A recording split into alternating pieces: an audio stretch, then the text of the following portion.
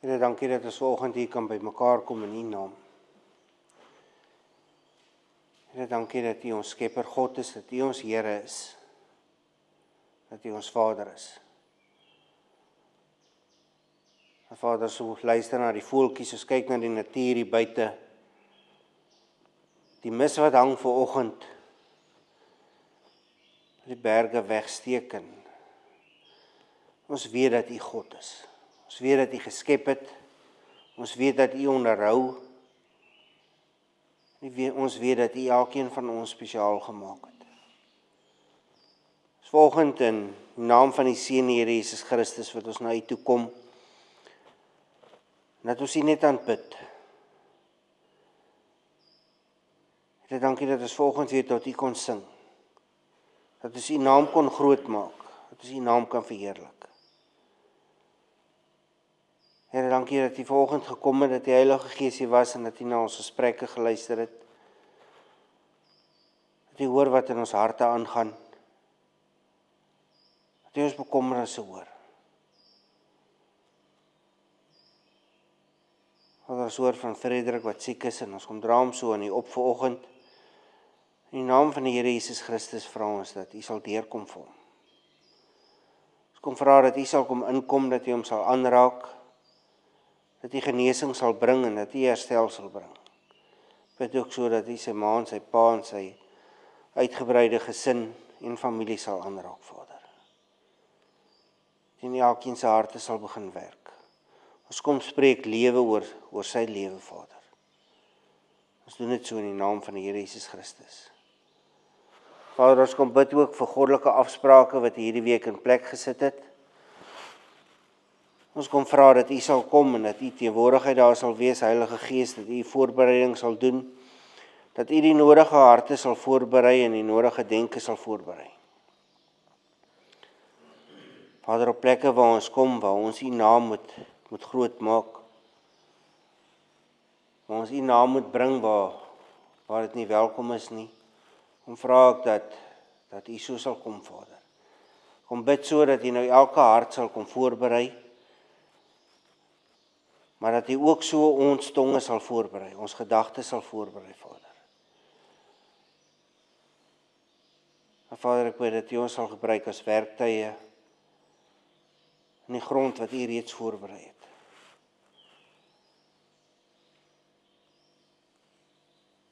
Vader, kom bid ook vir elke beweging wat uitgaan om U naam groot te maak, om te kom bevestig, en te kom uitwys en te kom lig skyn daarop dat U die God is wat skep. Vader, ek kom vra dat U so sal toevoeg tot hulle arbeid, dat dit wat gespreek word, gesê word, op oop ore sal val. Here, ek bid dat U ook daar die grond sal voorberei, dat U ook daar vernuwing sal bring.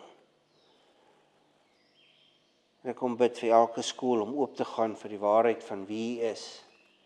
Die waarheid van wat U geskep het en hoe U geskep het.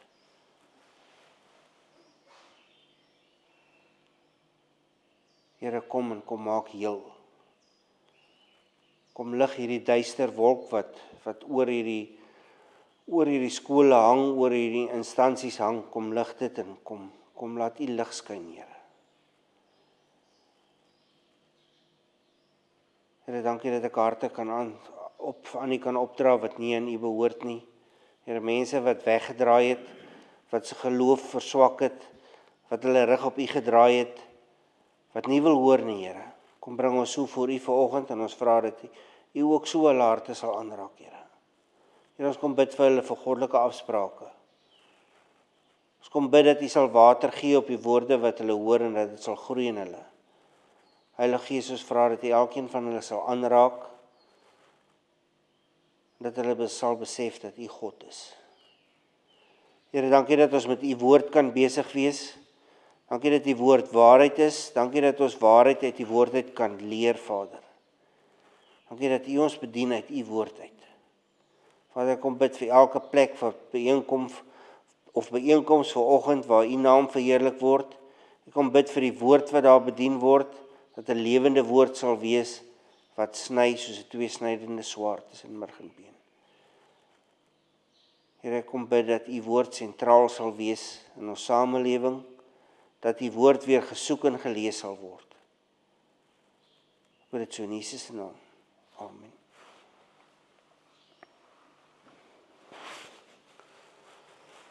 Nadat ons lank stil gestaan het by Johannes 3 vers 16, beweeg ons vanoggend verder met hoofstuk 3. Ons weet van God se aksie, van liefde. Ons weet, God het sy seun gegee om aan die kruis te sterf. Hy gee sy seun, sodat elkeen wat aanhou glo in sy seun, sal aanhou lewe. Nou in vers 16 is daar 'n afgeskeepte woord, wat ook in die volgende gedeeltes wat ons gaan lees voorkom. Inderwaarheid gebruik Johannes hierdie woord bykans 100 keer deur sy evangelie. Verder, in teenstelling met ander evangelies, gebruik hy hierdie woord as 'n werkwoord en nie as 'n selfstandige naamwoord nie. Waar die ander evangelies die woord beskou as iets wat jy het, as iets wat jy besit, sien Johannes dit as iets waaraan jy werk, as iets wat aandag verlang, as iets waarin daar energie ingesit moet word. In ons samelewing het hierdie woord in Afrikaans en Engels so 'n bietjie afgewater geraak. Dit is iets wat ons sommer deesdae net vas en los gebruik. Ek praat natuurlik van die woord glo of faith of belief. Vandag kry ons die wat sê hulle glo, maar daar is nie veranderings in hulle lewe nie. Daar is ook die wat sê hulle glo en hulle lewens is omgedraai en hulle leef tot eer en verheerliking van God. In die volgende gedeelte gaan ons sien dat wie in hom glo nie veroordeel word nie, maar die wat nie glo nie, reeds veroordeel is. Ek dink hierdie is 'n belangrike woord en die basis van ons Christenlewens.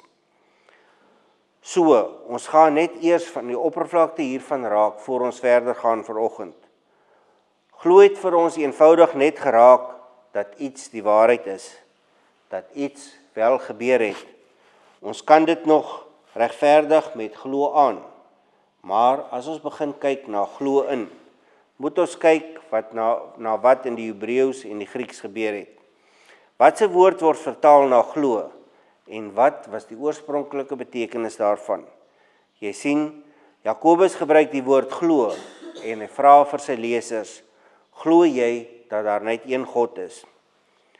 Jakobus 2 vers 19, glo jy dat daar net een God is? Dit is reg.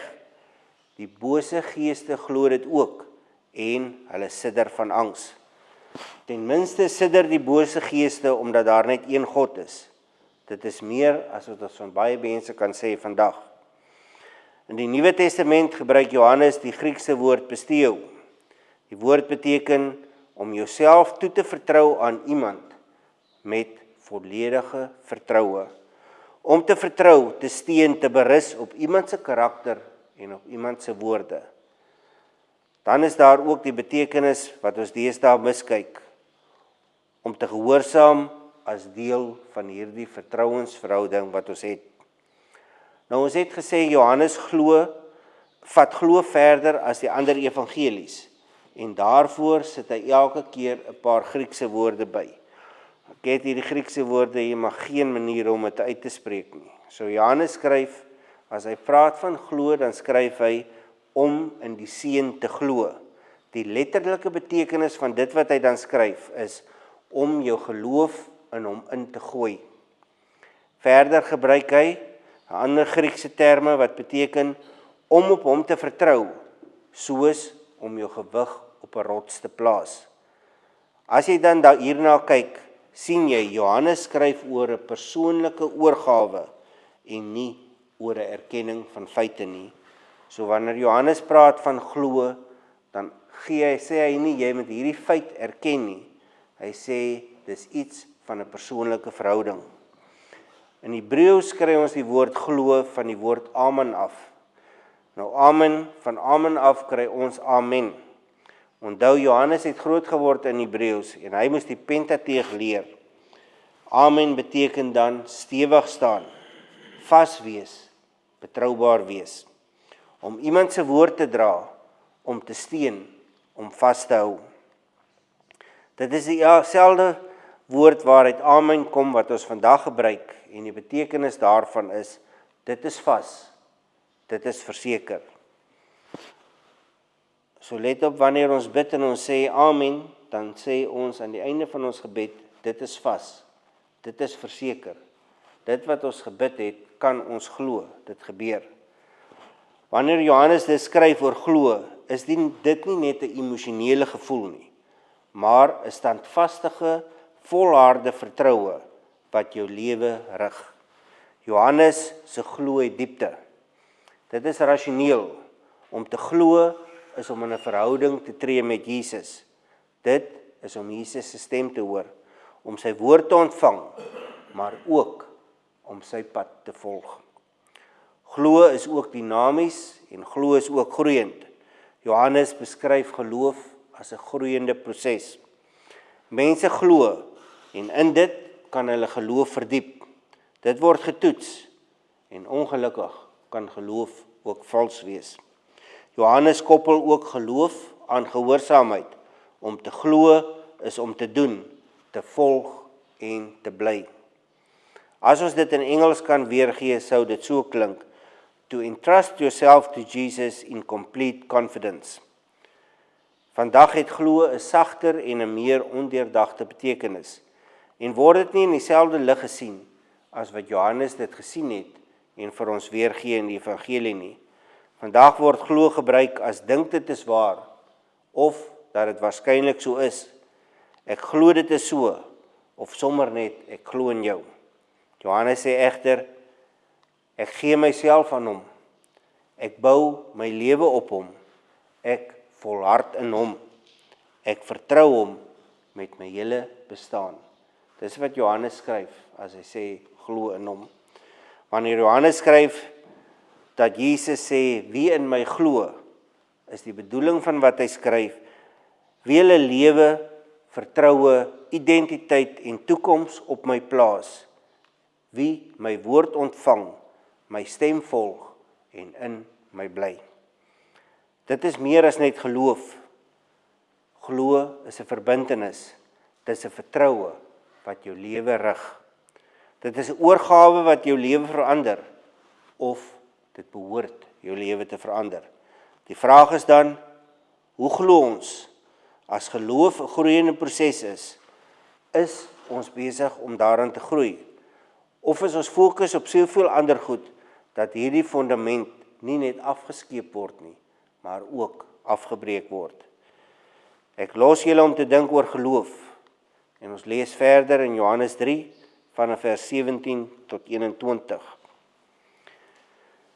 Vers 17, God het nie sy seun na die wêreld toe gestuur om die wêreld te veroordeel nie, maar sodat die wêreld deur hom gered kan word. Wie in hom glo, word nie veroordeel nie. Wie nie glo nie, is reeds veroordeel, omdat hy nie in die enigste seun van God glo nie. En so kom die skeiding. Die lig het na die wêreld toe gekom en tog het die mense eerder die duisternis as die lig liefgehad, want hulle dade was sleg. Elkeen wat kwaad doen, haat immers die lig en kan nie na die lig toe kom, sodat sy dade nie aan die kaak gestel moet word nie. Maar wie volgens die waarheid handel, kom na die lig toe, sodat dit duidelik kan blyk dat sy dade in gehoorsaamheid aan God gedoen is.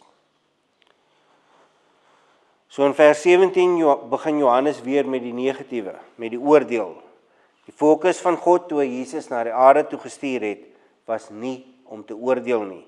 Inteendeel, God se wil is dat niemand vernietig moet word nie. Ons sien dit in 2 Petrus 3 vers 9.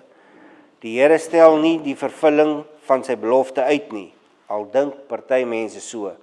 Nee, hy is geduldig met julle, omdat hy nie wil hê dat iemand verlore gaan nie. Hy wil hê dat almal hulle moet bekeer. Die doel van Jesus se koms na die aarde toe was om verlossing, redding te bring, nie om te kom oordeel nie. Ons sal later sien dat oordeel wel gaan kom, alhoewel dit nie vandag een van die warm gesprekke of soos die tienders sal sê, die gesprekke is wat trend in die kerk nie. is die wêreld nie vrygespreek van die oordeel wat kom nie. God stuur sy seun sodat die wêreld deur hom gered kan word. Hierdie is die eerste keer wat ons die woord gered kry. Gered gaan dan saam met wat ons in dieselfde hoofstuk in vers 3 gekry het en die ewige lewe in vers 16. In vers 3 het ons gelees van bo gebore en in vers 16 lees ons van die ewige lewe. In vers 18 sien ons daar is twee kante tot die offer van God. Daar is die kant van redding, maar ook die kant van oordeel. Ons lees in Romeine 3 vers 21 tot 24. Vir die wat die geloofsbesluit maak vir Jesus is daar geen oordeel nie. Die wat hierdie geloofsbesluit gemaak het, staan geregverdig voor God in die hof. Vir hulle is daar geen veroordeling nie. Die wat die geloofsbesluit neem, staan as regverdiges voor God. Maar nou het die vryspraak deur God waarvan die wet en die profete getuig in werking getree. Dit is die vryspraak wat nie verkry word deur die wet te onderhou nie, maar deur in Jesus Christus te glo. God gee dit sonder onderskeid vir almal wat glo. Almal het gesondig en het nie deel aan die heerlikheid van God nie, maar hulle word sonder dat hulle dit verdien, op grond van genade vrygespreek vanweë die verlossing van Jesus Christus. Ongelowiges, die wat nie glo in Jesus nie, staan reeds veroordeel. Die rede, hulle glo nie in Jesus nie. So deur nie te glo in Jesus nie, is iemand reeds veroordeel. Onthou Jesus se woorde, die wat nie vir my is nie, is teen my. Elkeen kom voor 'n keuse, om vir Jesus te kies, of om teen Jesus te kies. Die oomblik wat ons teen hom kies, begin hierdie veroordeling. Nou God is genadig en daar is altyd nog tyd om hierdie keuse te hersien. Die keuse van vir Jesus of teen Jesus kies, lê egter by elke persoon. Hierdie is ook natuurlik nie die finale oordeel waarvan ons lees in Openbaring 20 vers 11 tot 15 nie. Wat is nodig om iemand by Jesus te bring? 'n Sondebesef. Die probleem is dat ons nie baie praat oor sonde vandag nie. As ons egter gaan kyk na die groot herlewings deur die geskiedenis, het dit almal begin met 'n sondebesef. Die wêreld het die lig van Jesus nodig om by sondebesef uit te kom. En ons is die wat die lig van Jesus moet indra. Ons gaan aan by vers 19. In die eerste hoofstuk het Johannes vir Jesus as die lig beskryf. Hy stel dit, dat die lig na die wêreld toe gekom het, maar die wêreld het die duisternis gekies. Die lig bring dan skering tussen die wat die lig kies en die wat die duisternis kies. Die veroordeling van die ongelowiges is dan geregverdig, want hulle kies die duisternis bo die lig. In Johannes 8 vers 12 lees ons, op 'n ander keer het Jesus vir die mense gesê, ek is die lig vir die wêreld. Wie my volg, sal nooit in die duisternis lewe nie, maar sal die lig hê wat lewe gee. Kyk na die kragtige verbintenis wat daar is tussen vers 16 en 19. God het die wêreld lief genoeg gehad dat hy sy seun gegee het om aan die kruis te sterf, sodat die wêreld gered kan word. Maar die wêreld kies die donkerte bo die lig. Hierdie sondige wêreld maak die keuse om hulle rug te draai en die donkerte bo die lig te kies. Donkerte word vandag nog gebruik om die sondige wêreld uit te beeld. In vers 20 sien ons nou iets anders. Die wêreld verkies nie net die donkerte nie. Nee, die wêreld haat die lig. Dit wil nie naby die lig kom nie, aangesien die lig die sonde uitwys. Die lig van God bring sondebesef in 'n duister wêreld. Wat beteken dit vir die wat glo? Ons is die wat die lig in die donker wêreld moet indra. Ons is die wat verandering moet bring. Maar die wêreld haat ons, want die wêreld haat lig. Die wêreld maak nie sommer oop vir ons om in te kom nie en ons lig te laat skyn nie. Wanneer ons dan die geleentheid kry, moet ons ons lig laat skyn in 'n donker wêreld. Dit is wanneer ons glo in Jesus en Jesus in ons leef, wat sy lig deur ons skyn. Hierdie is die enigste lig, die goeie dade, goeie lewens sonder geloof in Jesus is nie lig nie. God se lig skyn nie op goeie dade nie. In vers 21 sien ons weer die ander kant. Wie volgens die waarheid leef, kom na die lig toe. Die wat in sonde leef, vermy die lig, maar die wat in die waarheid leef, word nader getrek na die lig toe. Die bewys daarvan is dat die wat glo na die lig toe kom en die lig uitleef. Ware geloof is dan nie net 'n gevoel nie. Dit is nie iets wat weggesteek kan word nie. Ware geloof is iets wat elke dag uitgeleef word.